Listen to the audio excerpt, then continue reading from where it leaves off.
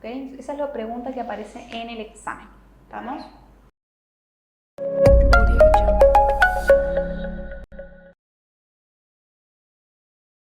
Hola chicos, bienvenidos a la clase de Introducción Unidad 2. Esta unidad es una unidad en donde hemos colocado todo lo referente a la historia, tanto a la historia de la medicina como a la historia de la Universidad Nacional de Córdoba.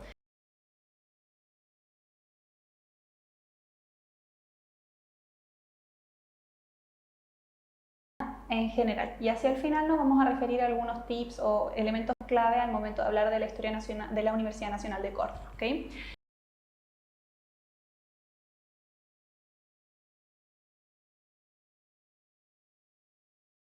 Bueno, referente a la historia de la medicina, vamos a tenerla clasificada en etapas. Bien, ustedes la tienen clasificada como periodo de la evolución histórica de la medicina.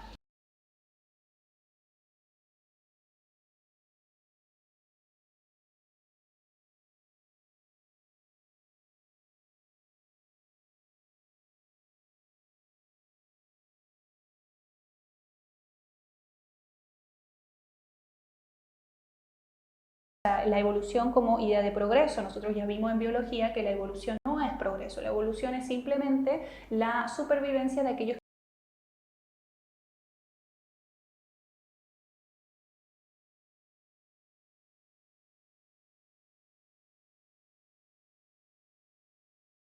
otra cosa al concepto del progreso y tienen que tomarlo como con pinzas, ¿bien? Muchas de las prácticas médicas que se realizan en la actualidad tienen elementos de periodos pasados, ¿ok? Bueno, ¿cuáles serían estos estadios o corresponde lo que ustedes tienen en el apunte? Medicina sacerdotal como segundo eslabón, luego medicina aborigen americana, luego medicina científica.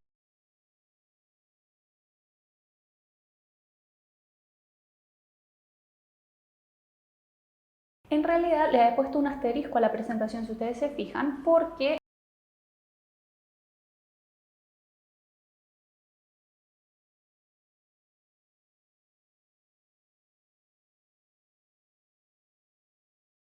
el Renacimiento, medicina de la Edad Moderna y la medicina del siglo XIX y luego contemporánea, bien, contemporánea siglo XX-XXI. ¿Estamos? Vamos a arrancar con los primeros puntos. Antes, creo que y medicina aborigen americana. Si ustedes se fijan, la medicina aborigen americana y la medicina mágico-teúrgica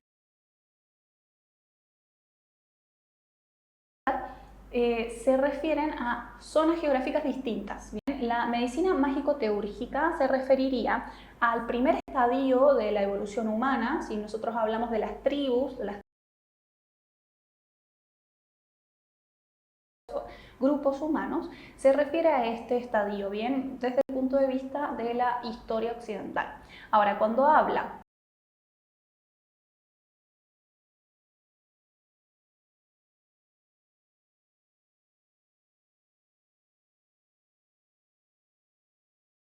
esto es una clasificación como de épocas, ¿no?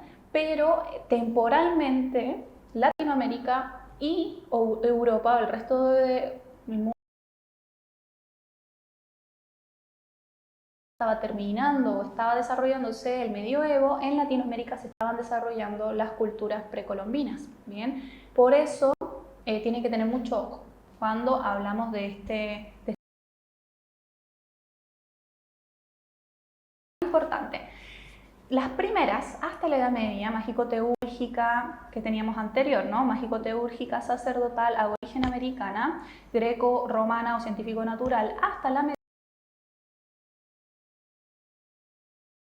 memoria. Todo lo demás, a partir de la medicina del Renacimiento en adelante, sí, lamentablemente la manera en la que tenemos para estudiar introducción es muy enciclopedista. Las preguntas de introducción referidas a esta unidad son muy enciclopedistas todavía, son preguntas referidas a años, referidas a autores, referidas a obras que han hecho estos autores o descubrimientos que han hecho estos autores o estos científicos o estos médicos. Eso se nota justo a partir del Renacimiento, donde empiezan a aparecer grandes figuras para la medicina. Entonces, a partir de ahí, lamentablemente es todo memoria. Yo voy a tratar de explicarle ciertas cosas como que sirvan de herramientas mnemotécnicas para que nos acordemos, pero lamentablemente es todo memoria. Pero hasta antes de eso, o sea, medieval hacia arriba, todos los otros elementos no hay figuras significativas, fechas significativas que nosotros debamos recordar. Lo que sí nos puede servir para el estudio es hacerse 3 preguntas para cada una de esas etapas. La primera pregunta es saber quién ejerce la medicina, qué rol cumplía en la sociedad la persona que ejerce la medicina. Bien. Luego, lo segundo a preguntarse es cómo en ese contexto histórico se entendía la salud y la enfermedad. Y tercero, preguntarse en qué consiste la terapéutica. ¿Vamos? Bueno, vamos ahora sí primero a la medicina mágico-teúrgica. En la medicina mágico-teúrgica, recordemos, estamos en una perspectiva occidental, nos estamos refiriendo a los primeros grupos humanos desde el punto de vista de Occidente, ¿bien? No tanto latinoamericano, ni mucho menos todo lo que es el mundo de Oriente.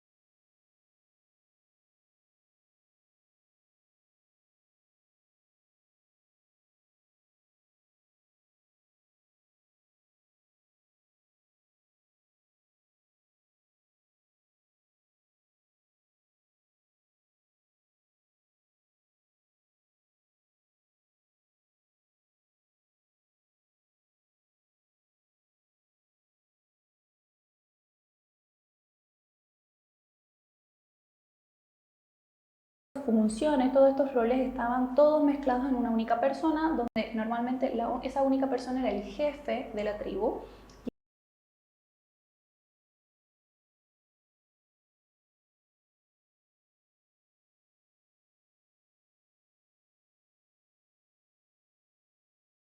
Muchas veces también era la persona encargada de ejercer la medicina.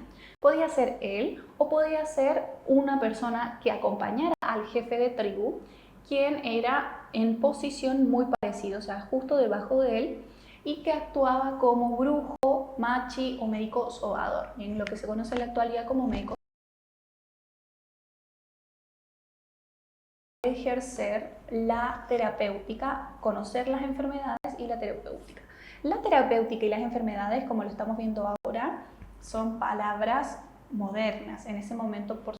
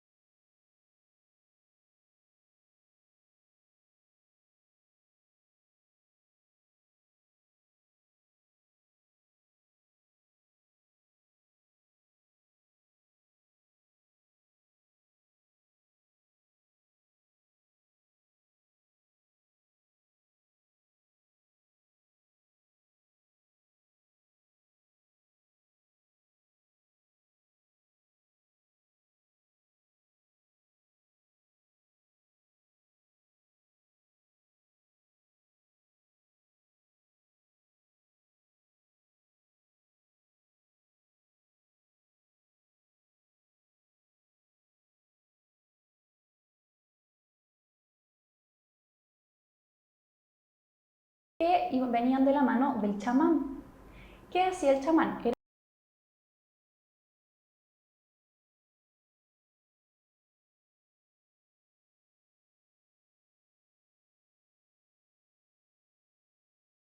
transitorio entre lo sobrenatural y lo natural, ¿bien?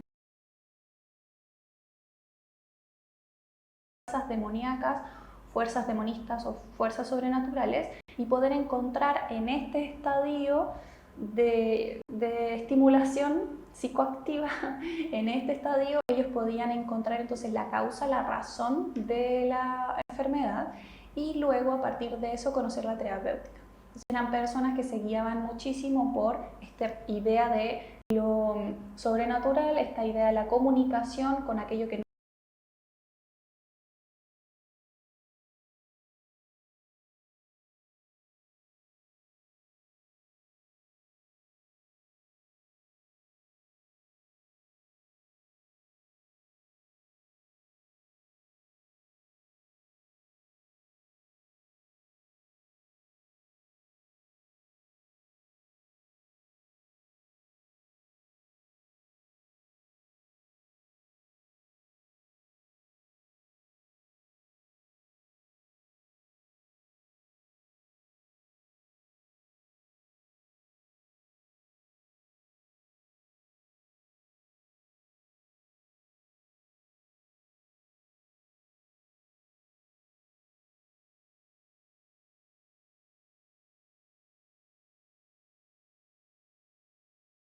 Lo principal tenemos que ver eso. Siguiente. Medicina sacerdotal, ¿ok? Si quieren también pueden ir viendo la guía. En la medicina sacerdotal vamos a encontrarnos en un estadio posterior al de las tribus. O sea que las sociedades ahora ya están asentadas en un lugar, han dejado de ser nómades, comienza la domesticación de los alimentos, me refiero a animales y también el desarrollo de la agricultura. Y esto amerita que ahora el grupo humano aumente, generarse diferentes estratos y diferentes roles. Sigue estando presente la figura del jefe. El jefe de la sociedad es un rey, por ejemplo, o un emperador, y esta figura de máximo poder que puede tomar todas las decisiones viene acompañado con otros estratos de mucha importancia social también, como por ejemplo los consejeros o sacerdotes, luego más abajo los nobles o los que tienen más acceso a riquezas, luego más abajo la ciudadanía común y corriente, entre ellos campesinos, por ejemplo, artesanos, personas que ejercen diferentes tipos de oficio, y en el último eslabón probablemente los esclavos y prisioneros de guerra. Estamos hablando entonces de sociedades que están en un lugar específico, ya no son nómades, tienen vida sedentaria y son sociedades estratificadas. Bien, ejemplos de este tipo de medicina, de este tipo de época, vamos a tener a las culturas antiguas como Babilonia, Egipto, China y los hindúes. Bien, cada una de estas culturas tenía una percepción de quién ejercía la medicina, qué se entendía por salud y enfermedad y qué se entendía por terapéutica diferente. Pero podemos llegar a encontrar elementos comunes. ¿Cuáles van a ser estos elementos comunes y que son distintos iguales?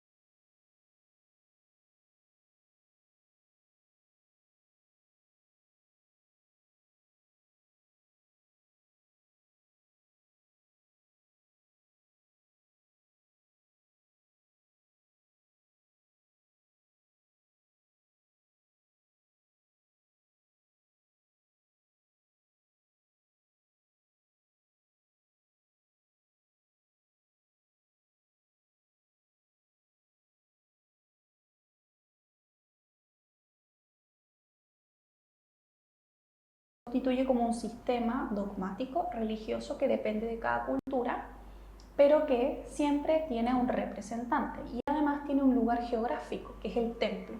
La medicina la va a ejercer el sacerdote en el templo de cada una de estas culturas.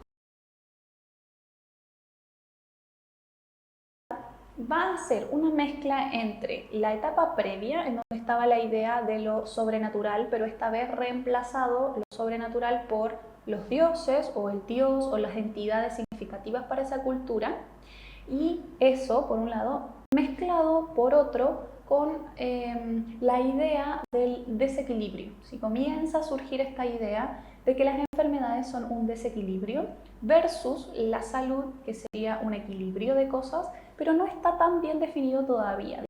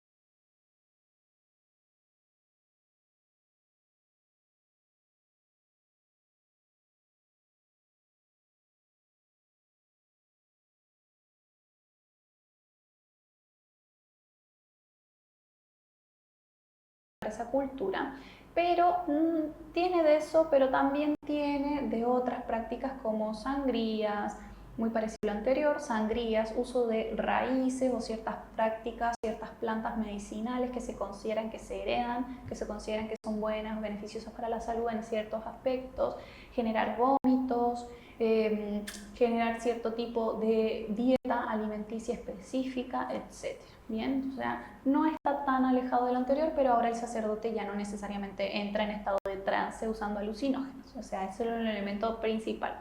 El sacerdote tiene que estar consciente, con todos sus sentidos despiertos. Bueno, vamos a tener algunos elementos significativos para cada una de estas culturas. En el caso de Babilonia, lo más importante que debemos recordar es que heredamos de ellos la utilización de los instrumentos quirúrgicos. Por primera vez comienzan a aparecer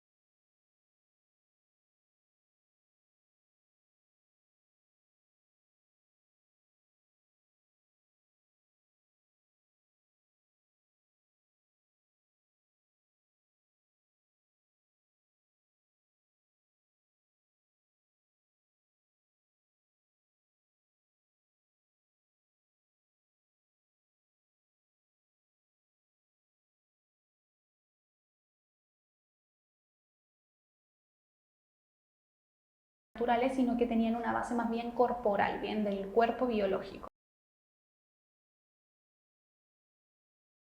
Smith y de Evers, que también se relacionan con el ejercicio de la medicina,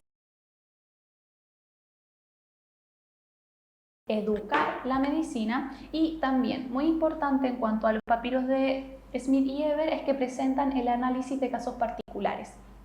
O sea, se presentan casos clínicos por primera vez. Entonces aparece toda la descripción clínica, toda la sintomatología, signos y síntomas de los pacientes y cómo se verían estas enfermedades. ¿Bien?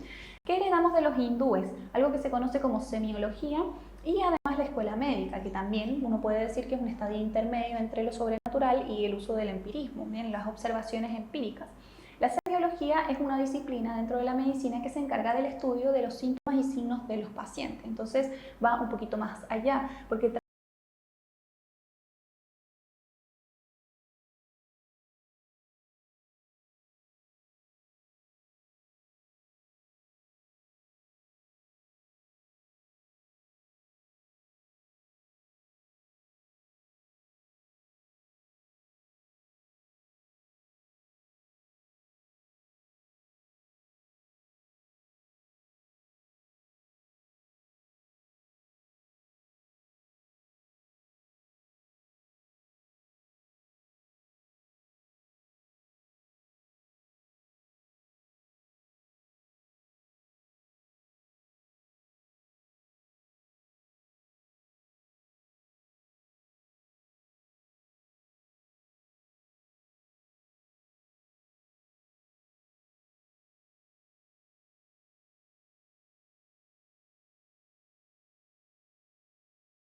además heredamos de ellos la virolización.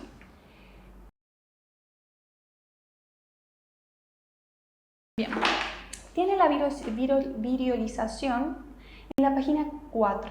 Bien, en la virolización es muy importante porque sería la versión oriental de nuestras vacunas. La palabra vacuna vendría de una práctica inmunizadora occidental y la virolización sería la práctica que ocurrió muchos años antes de la vacunación, pero que ejercían los chinos. ¿Cómo lo hacían? Ellos lo hacían específicamente para aquellos casos de viruela. ¿Bien? Cuando una persona se enfermaba de viruela, le salían los granitos en la piel y lo que hacía el médico era sacar esos granitos y pulverizarlos. ¿Bien? Los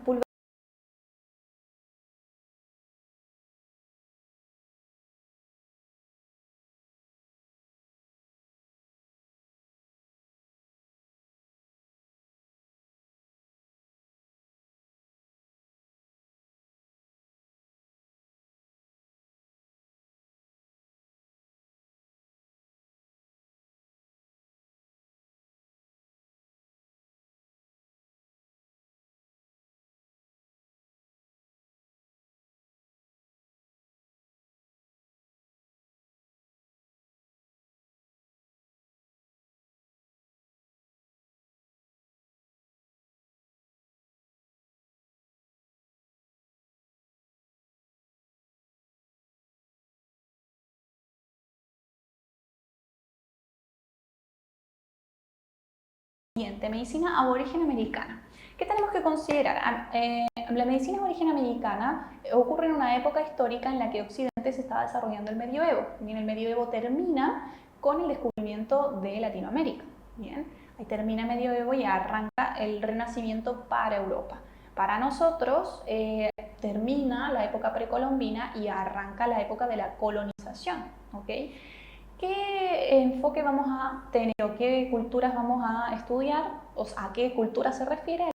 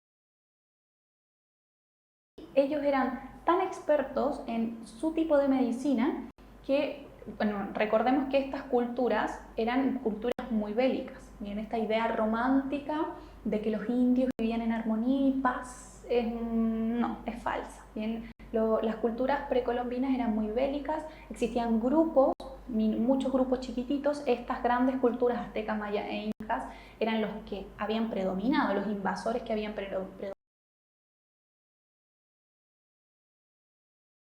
y tribus precolombinas que peleaban entre ellos.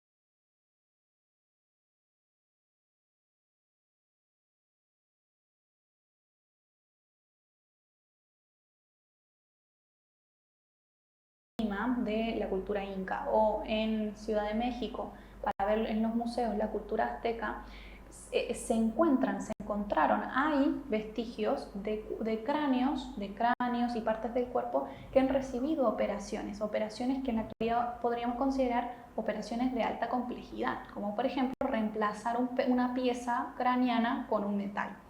Ellos también tenían desarrollo ortodóntico, se encuentran mandíbulas y cráneos con dientes que han sido perforados, porque en esa época habían culturas o pequeños grupos humanos que consideraban que tenían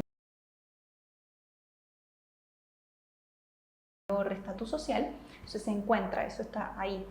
También se reemplazaba esa pieza dentaria con alguna de las falanges de los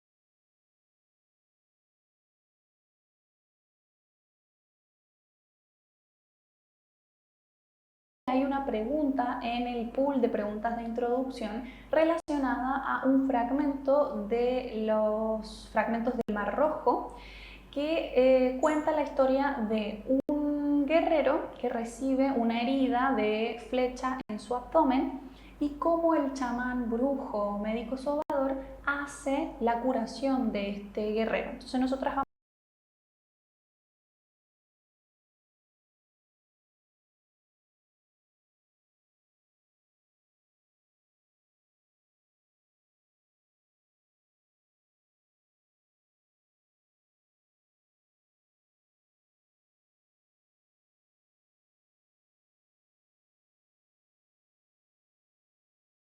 dos hombres levantan al herido, que era el guerrero herido,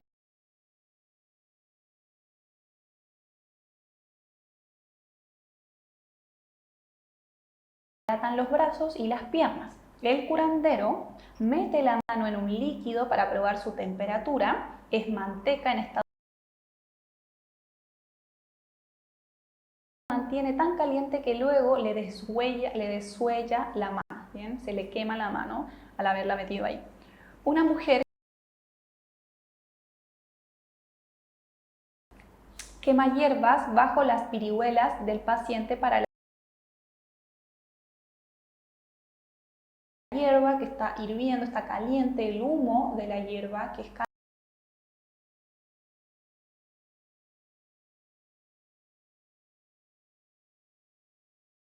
Evidentemente que también es una parte del ritual de curación, pero como segunda fase nosotros podemos ver que este calor que emite el humo en ese momento por supuesto que no, la razón era parte del ritual. En el cuerpo del herido. Nosotros lo llamaríamos la antisepsia. El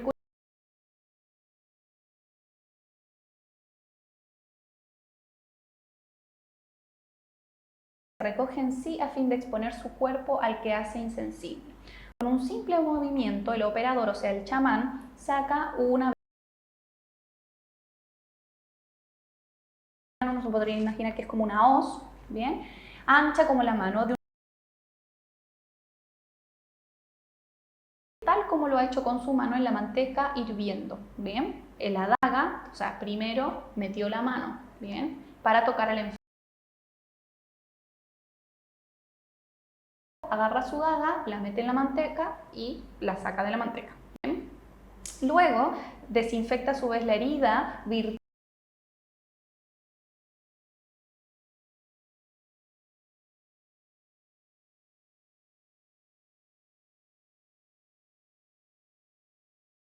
rígido con el calor, ¿no? Entonces el curandero, con habilidad maravillosa,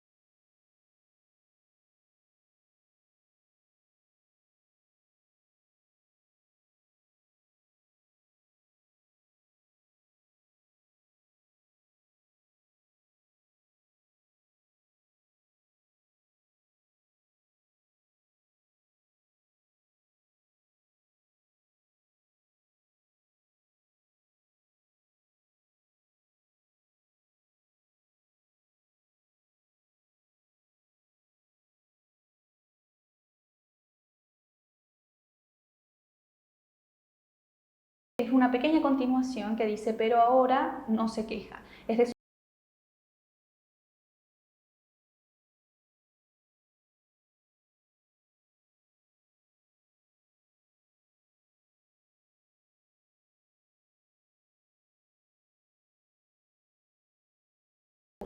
bueno, ¿qué es lo importante? Lo importante del texto es que el curandero, para poder cerrar la herida interna que está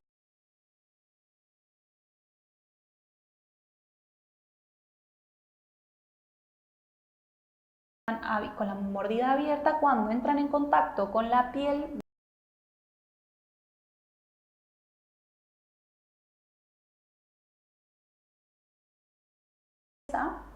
apretando la herida. Ese estómago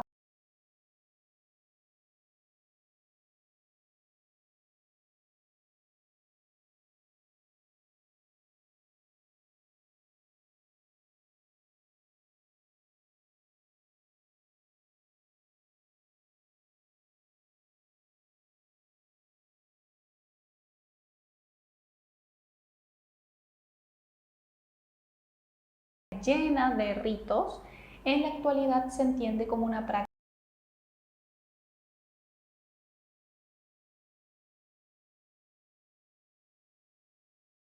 de buscar la herida, buscar la eficacia en el tratamiento. ¿Cuáles son las preguntas? ¿Qué es lo que utiliza el chamán para cerrar la herida del estómago? Que es las cabezas de las termitas grandes u hormigas grandes, ¿bien? ¿Qué es lo que utiliza el chamán para cerrar el abdomen? Las espinas de mimos.